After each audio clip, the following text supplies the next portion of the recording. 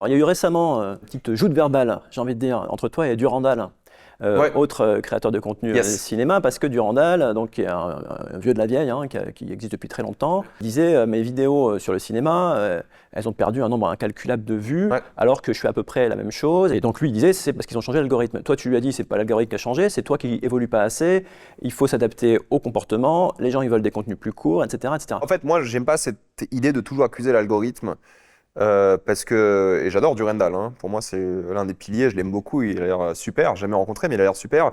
Juste que j'aime pas ce côté où on critique quelque chose, parce qu'il parle souvent, il disait souvent, ah bah j'ai fait moins de vues que sur tel film et tout, mais en fait peut-être les gens ils s'en foutent de ce film, je sais pas, Insaisissable 3, les gens s'en foutent en réalité, hein. Le grand public À et juste tout. titre. Ah oui, juste, bah, je l'ai pas vu, tu vois, vraiment, le coup, je me suis rematé les deux d'avant, j'ai fait non, je vais pas voir le 3, c'est bon. Donc non, mais c'est ça aussi, au fait, parce que parfois on vit dans des bulles, surtout quand on est influenceur à temps plein. On vit dans une bulle où on a l'impression que tout le monde est fasciné par le cinéma. On a l'impression qu'on vit dans un truc où en fait tout le monde aime le cinéma, tout le monde va voir les films et tout. Le film, il a fait 12 millions au box-office dans le monde, tu vois, et personne l'a vu. Donc il y a ça aussi, donc on est dans une bulle. Après, oui, il y a sûrement l'algorithme qui a dû changer un petit peu, mais pas au point de se dire. Enfin, les vues sur YouTube, elles ont drastiquement changé. Je veux dire, il y a 10 ans, les gens faisaient 300 000 vues sur un truc un peu lambda, quoi, parce que c'était le seul canal disponible.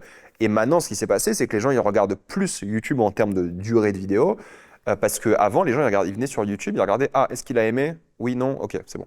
C'est tout. Maintenant, ça, ils ont sur TikTok. Maintenant, YouTube, c'est pour les gens qui ont envie de développer, parler un peu plus d'une œuvre, ce genre de choses, quoi. Donc oui, il faut évidemment s'adapter. On ne peut pas vivre uniquement d'une manière de faire des réseaux sociaux. Tu es engagé politiquement, tu dis que le cinéma, c'est forcément politique. Ouais.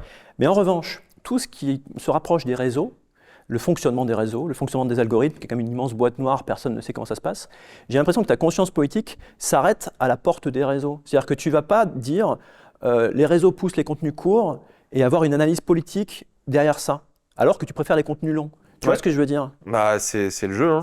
On va Voilà, dire. c'est ça, c'est que tu Bah, acceptes ah les choses ouais. telles qu'elles sont. Bah, en fait, ça dépend parce que l'inverse se passe aussi. Maintenant, les contenus courts, ils deviennent de plus en plus longs. TikTok autorise Ça dépend énormément. des plateformes, en fait. Ouais. Ouais, c'est pour une plateforme. Instagram, ils ont une limite d'algorithme à 3 minutes. Voilà. Au-dessus, c'est moins référencé. En fait, c'est toute la Mais discussion. c'est une vraie question. Effectivement, maintenant, quand on poste Mais sur Instagram, il te dit attention, si c'est plus de 3 minutes, vous allez être moins référencé. Qui décide de ça? ouais. Pourquoi? Ah, mais ça, c'est un vrai débat. Et de toute façon, est-ce qu'il faut laisser l'hégémonie à des boîtes américaines, chinoises, chez nous? Ça, c'est Ouais. un vrai débat, évidemment.